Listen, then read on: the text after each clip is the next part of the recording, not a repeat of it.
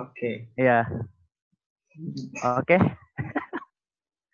Oke, siap. Oke, selamat siang. Di sini sudah sangat siang. Di sini setengah Oke, setengah 12. Assalamualaikum Kak Agus.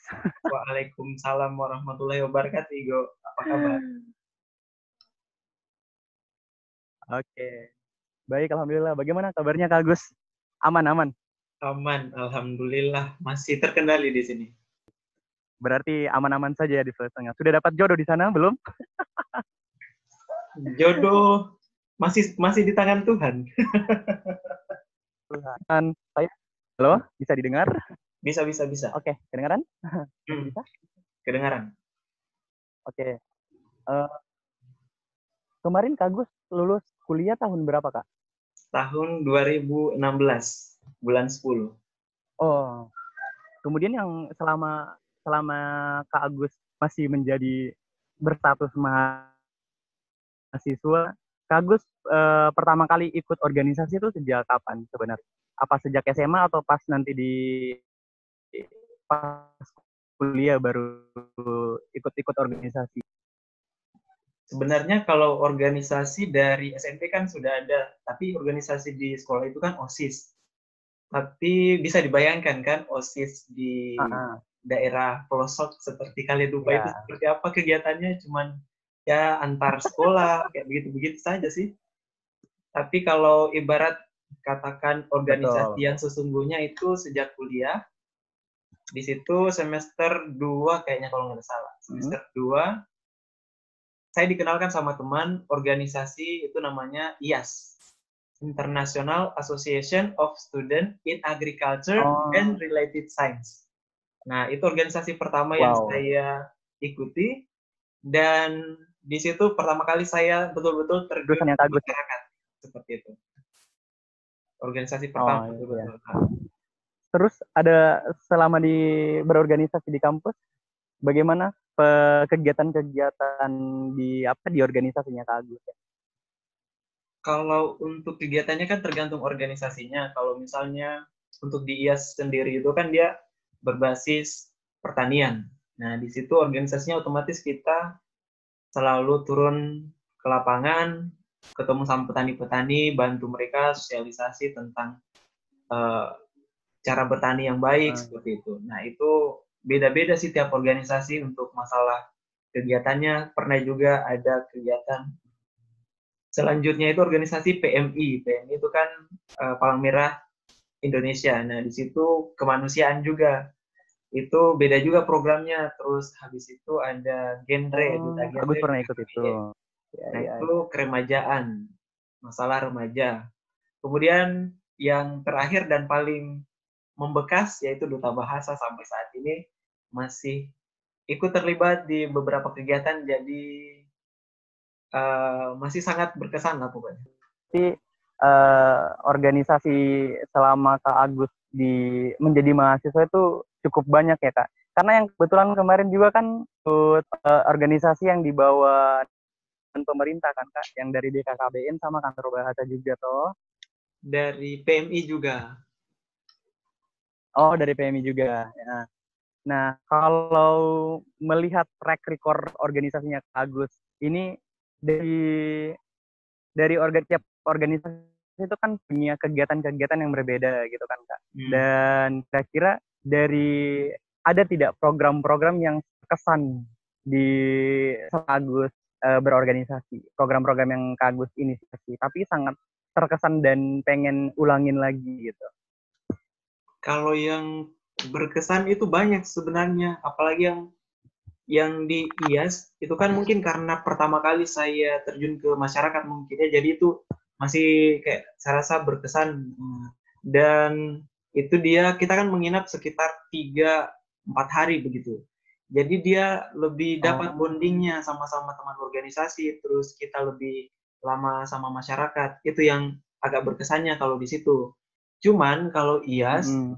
itu cuman di tahun pertama yang saya ikut itu yang aktif. Pas tahun-tahun selanjutnya karena ketuanya mungkin yang kurang aktif atau bagaimana, jadi tidak se-wow pas tahun pertama saya ikut. Tapi untuk sekarang yang saya Pertama. rasa Oh. kesannya banyak itu pasti Dubas. Duta bahasa. Di Genre Dubas. juga banyak. Cuman kalau duta bahasa, Betul. kenapa? Karena pertama, dia yang paling lama mungkin. Organisasi yang paling lama saya ikuti. Yang masih saya aktif maksudnya. Kan sampai sekarang juga kan, walaupun tenaga kadang saya tidak ikut, tapi kadang ada beberapa kegiatan yang saya bantu dalam bentuk ide mungkin, kayak misalnya menulis. Terus misalnya bantu persiapan untuk Pildubasnas kayak gitu. Tapi yang paling berkesan pasti Tanjung Tiram. Oh baik, nah kebetulan Kak Agus membahas tentang Tanjung Tiram, saya mau merucut ke Tanjung Tiram sebenarnya. Itu kan sebagai lidahnya Kak Agus juga kan pas Duta Bahasa Nasional kemarin. Kalau kridanya Dubasnas itu memang Tanjung Tiram, cuman program unggulan tahun saya itu literasi rumah sakit jiwa sebenarnya. Cuman yang kita angkat di nasional karena mungkin sudah dilaksanakan itu yang Tanjung Tiram. Oh, jadi bagaimana waktu Tanjung Tiram kan pas ini kayak pas angkatan Kak Agus ya di Duta Bahasa. Itu yang inisiasi kan angkatan 2016. Bagaimana proses membentuk literasi ceria di sana? Kalau literasi ceria kan sebenarnya sudah jalan dari 2016, itu sudah jalan. Jadi kita itu tinggal melanjutkan kayak tongkat estafet dari 2016 sih. Tapi bersama-sama, tidak sendiri jalannya. Jadi yang paling susah itu sebenarnya konsistennya kita untuk terus mengembangkan kegiatan di sana. Karena kan biasa kan kalau organisasi itu kalau sudah 1-2 kali kegiatan di satu tempat, apalagi jaraknya kan di sana cukup jauh kan, maksudnya berjam-jam juga, apalagi naik motor itu pun sendiri kayak begitu, biaya sendiri, volunteer kan, itu yang bikin orang mungkin susah bertahannya karena kan membosan mungkin, atau mungkin ada beberapa yang berpikir buang-buang waktu terus saya nggak digaji, kenapa saya mau capek-capek ke sana, kayak begitu sih. Itu yang paling susahnya, bukan bikin kegiatan barunya tapi mempertahankan kegiatan yang sudah ada kayak gitu. Betul. Mempertahankan itu memang yang susah ya. Jangan baper nah. Terus kegiatan yang di rumah sakit jiwa itu seperti bagaimana, Kak? Nah, kalau di rumah sakit jiwa, kegiatannya sebenarnya kita lebih banyak berinteraksi, bermain game sambil ibarat belajar ringan begitu untuk membantu para pasien-pasien di sana kan. Cuman pasien yang kita ajar, yang kita jadikan teman kita di sana itu bukan pasien yang sembarang, sudah memasuki tahap rehabilitasi yang sudah ibarat sudah aman untuk berinteraksi dengan orang luar begitu. Nah, karena mereka itu butuh interaksi dengan orang baru, orang banyak, itu salah satu bentuk upaya dari rumah sakit jiwa juga untuk membantu percepatan penyembuhan pasien. Jadi kemarin kerjasama sama salah satu psikolog di rumah sakit jiwa. Dia itu yang mewadahi kita untuk bikin kegiatan di sana, dan ibaratnya sama-sama menguntungkan. Kita buat kegiatan tentunya yang berkaitan dengan literasi, mereka juga dibantu untuk penyembuhan pasien-pasiennya. Jadi kegiatannya banyak, ada main kata, terus bernyanyi sambil bermain, terus senam, kayak begitu sih. Jadi kalau melihat ke belakang kembali ya Kak, selama ini kan banyak lah pokoknya, dan sifatnya itu sukarelawan gitu, nggak yang benar-benar ya tidak ada meminta imbalan gitu.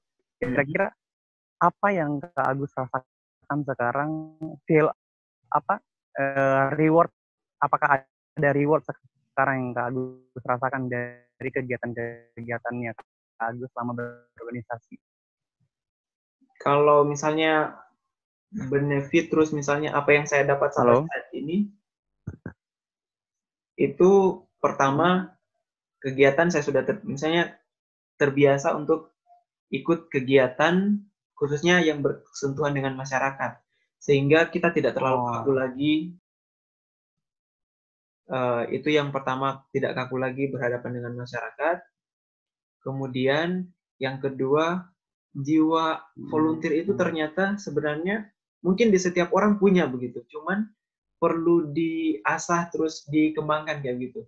Jadi perlu wadah atau perlu suatu tempat untuk kita mencari jati diri, atau kita itu punya jiwa volunteer ke arah mana. Kan orang punya jiwa volunteer beda-beda, misalnya di bidang pendidikan, di bidang seni dan budaya dan sebagainya. Ya benar juga sih, karena penting sebenarnya untuk berorganisasi ya Kak. Nah kalau itu memang apa ya Kak, kayak kita lihat anak muda sekarang itu mungkin sudah banyak beberapa anak muda yang sudah kayak merasa pentingnya berorganisasi gitu. Nah pesan Kak Agus ini sebenarnya bukan pesan, kayak kenapa sih kayak anak muda atau mahasiswa itu perlu untuk ikut organisasi gitu? Apa pentingnya? Kalau menurut pandangan dari kacamata Kak Agus? Kalau menurut saya organisasi itu tempat kita belajar, mulai belajar. Di kehidupan keluarga itu termasuk organisasi juga sebenarnya. Kehidupan kantor, kehidupan di masyarakat itu juga tidak lepas dengan organisasi. Jadi waktu muda, apalagi waktu kuliah, itu tempat dan saat yang paling tepat untuk berorganisasi, karena kita lihat anak muda sama sekarang itu kayak mereka cuma fokus di pendidikan, misalnya fokus pendidikan, pintar, luar biasa pintar, tapi mereka pintarnya cuma di IQ, tapi emosional begitu, saya rasa kurang begitu. Jadi itu yang perlu dibuat seimbang begitu. Jadi tidak bisa kita terlalu dominan di satu hal, sehingga yang lain misalnya kurang atau bahkan minim begitu. Jadi itu sama saja kayak ibarat tong kosong nyaring bunyi begitu. Jadi misalnya kita pintar di pendidikan tapi di praktik, misalnya di masyarakat kita kaku seperti itu. Itu yang agak susah juga. Terus masyarakat khususnya orang tua juga sebenarnya, lingkungan. Nah lingkungan, kalau di kampung saya di Kaledupa itu sebenarnya memang sebelum kita kuliah ada beberapa kayak tradisi begitu. Jadi orang tua itu sudah wanti-wanti anaknya jangan ikut organisasi seperti itu, jangan ikut organisasi karena itu yang bikin lama kuliah. Tapi sebenarnya mereka itu tidak tahu organisasi seperti apa, kan ada memang organisasi yang memang kalau menurut saya tidak perlu diikuti karena memang arahnya kurang bagus. Tapi ada juga organisasi yang memang sangat bermanfaat. Itu manfaatnya banyak sekali, misalnya dari jaringan maksudnya relasi seperti itu. Kemudian juga teman-teman, lingkungan, itu yang membuat kita terbiasa, dan juga itu yang membuat kita jadi punya nilai dan kayak kita tahu apa tujuan kita hidup, dan intinya berorganisasi itu memberi kepuasan yang tidak bisa dideskripsikan. Baik, berat sekali ya ternyata. Jadi dan sebenarnya kayak Agus juga sudah membuktikan itu kan sebenarnya yang seharusnya gitu kan. Mungkin tapi masih banyak sebenarnya yang di luar sana. Kalau menurut saya mungkin saya termasuk orang yang terlambat begitu. Terlambat untuk ikut organisasi dan terlalu sedikit begitu. Kak Agus juga sudah membuktikan bahwa sebenarnya ikut organisasi itu bukan sebagai halangan untuk selesai tepat waktu kan, karena buktinya Kak Agus juga kemarin selesai di bawah 4 tahun kan, sebelum 4 tahun. 2 bulan. Iya, luar biasa sekali sebenarnya. 3 tahun 2 bulan itu waktu yang sangat cepat untuk kuliah mengambil strata 1 kan, asik.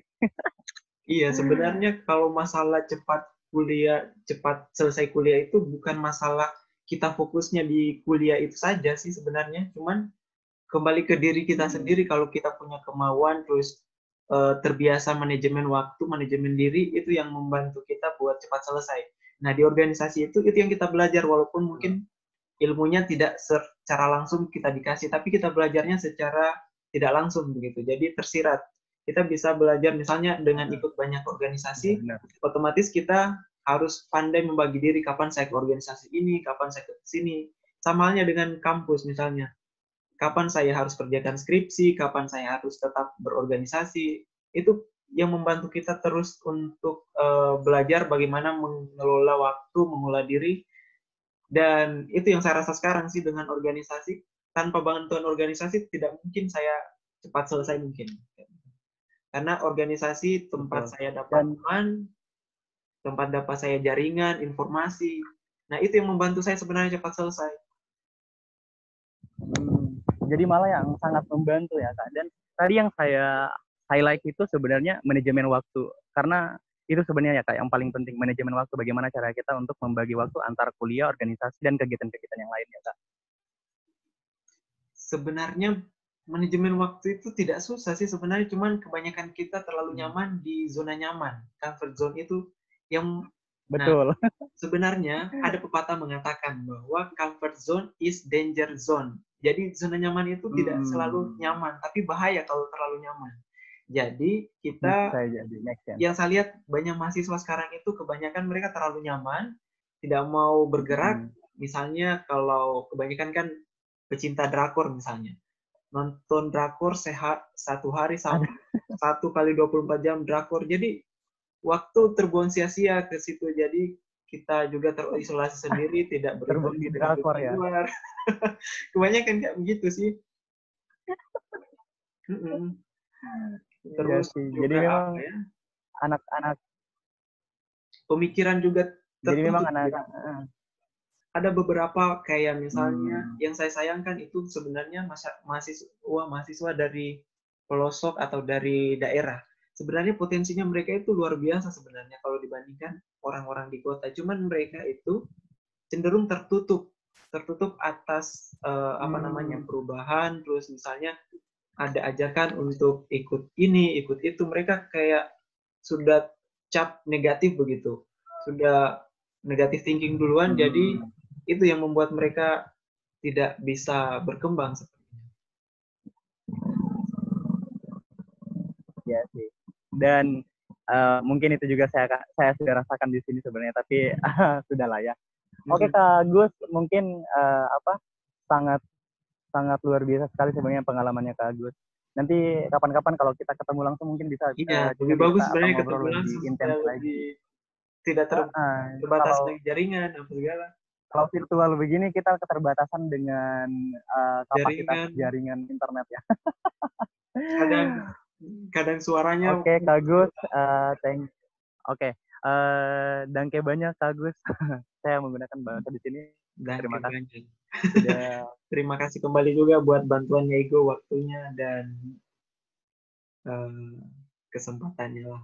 Cuman mengucapkan terima kasih sudah Oh, mau berbagi. Semoga ininya pengalaman Kak Gus bisa menjadi inspirasi baru untuk anak-anak muda sekarang, khususnya mahasiswa-mahasiswa yang sangat butuh sebenarnya soft skill yang bisa bermanfaat ketika mereka nanti ikut organisasi. Itu. amin, amin. Oke, Dan terima kasih banyak juga Igo buat Kak Gus, sampai kesempatannya. bertemu lagi. Oke, sampai jumpa Igo. Sukses di tempat penempatannya dan juga semoga bisa memberi lebih lagi.